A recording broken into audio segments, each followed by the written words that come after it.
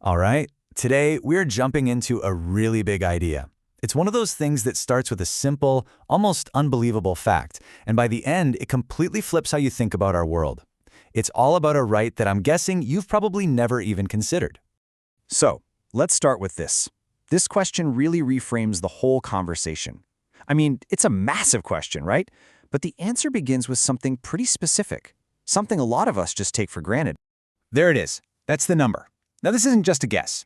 Based on some pretty sophisticated geographical modeling, researchers believe that up to 2 out of every 5 people on this entire planet have never, ever stood on a coast and looked out at the sea. And look, this isn't about missing a vacation. It's about missing a fundamental perspective on the sheer scale of our world. So you have to ask why. What's stopping them? Well, it comes down to some very real, very practical barriers. For billions of people, travel isn't a choice. It's a flat-out impossibility. You know, if you're living on just a few dollars a day, or you're thousands of miles from the nearest coast, the ocean might as well be on another planet. Okay, so this is where that simple statistic starts to build into something much bigger, a real philosophical challenge to how things are. What if we stopped looking at these kinds of experiences as luxuries and started seeing them as something else entirely? And here's the core idea, the right to perspective. It basically argues that the feeling of awe, it isn't optional. That seeing the world beyond your own backyard isn't just a nice thing to have, but an essential part of our development as human beings. It's a tool for building empathy, for understanding. So if we accept that, if perspective really is a right, then the next question is obvious. How on earth do you deliver it? Well, this brings us to a really concrete proposal, one that would transform travel from just a commodity into a catalyst for change. And the idea is crystal clear. This is not about winning the lottery or getting some kind of prize. No, this is a foundational experience that's just baked into the fabric of society, a guaranteed grand tour for every single person, not just the elites of history. It's the bridge you cross from being a child of your village to becoming a citizen of the planet. And you can really see the difference here. We'd shift from travel as this fleeting escape for the wealthy to travel as a singular, almost sacred, and totally transformative event for everyone. The goal isn't just to relax, it's to completely rewire your understanding of the world. And this wouldn't just be a random trip. It's designed almost like a curriculum for the soul. The first rule, you must go to your opposite. If you're from a crowded city, you go to a vast desert. If you're from a tiny rural village, you go to a global metropolis. The point is to witness the incredible scale of nature, of human creation, and how it all connects. And then, crucially, you come back slowly to actually process what you've seen. Now, this is maybe the most powerful part of the whole idea. What happens after the journey is over? Because this isn't about creating a world of nomads. It's about empowering people to go back and improve the places they actually come from. This quote actually references the old story of the little match girl, where she sees these beautiful visions as she's freezing to death. But here, the vision isn't a fleeting escape. It's real. It's a torch of truth that you are now expected to carry home with you. So the whole point of this journey is to break what experts call the scarcity mindset. See, when you're constantly fighting for survival, your brain is, for all intents and purposes, captured by what's right in front of you.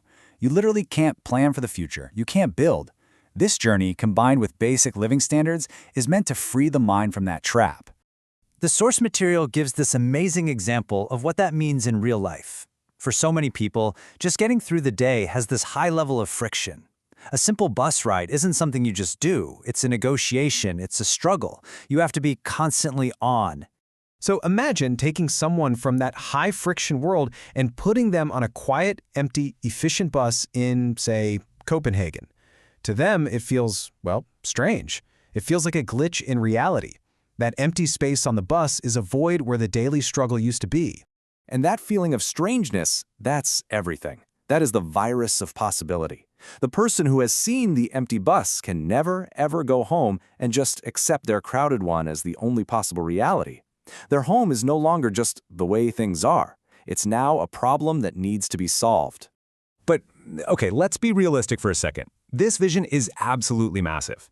It would face enormous logistical challenges and, maybe even more powerfully, a lot of resistance from those who currently hold the privilege of perspective. Yeah, that's the scale we're talking about here. Over 1 billion young people. How in the world do you even begin to manage that? And what would that kind of mass movement mean for the world's most beautiful and fragile places? And this question right here gets to the absolute heart of the pushback. It's the fear, often from the privileged few, that if you democratize access, you'll inevitably destroy the very wonders people are being sent to see. It is the classic argument for exclusivity. And here's the rebuttal. This is the moral core of the entire argument.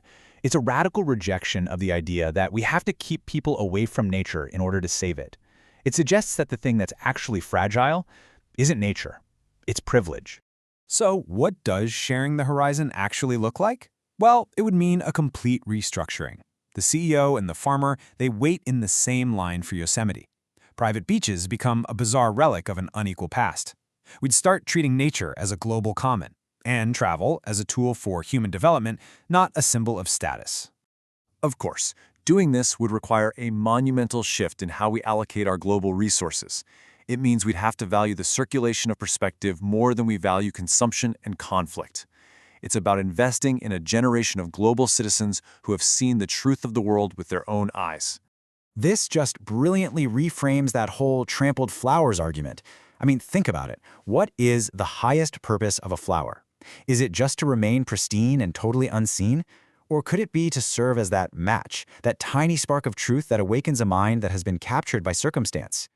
And that really is the ultimate vision. Yeah, the world might get a little more worn, the trails a bit wider, but in exchange, we would get a global population that is interconnected, that is empathetic, and that is fully awake to both the problems and the incredible possibilities of our shared home.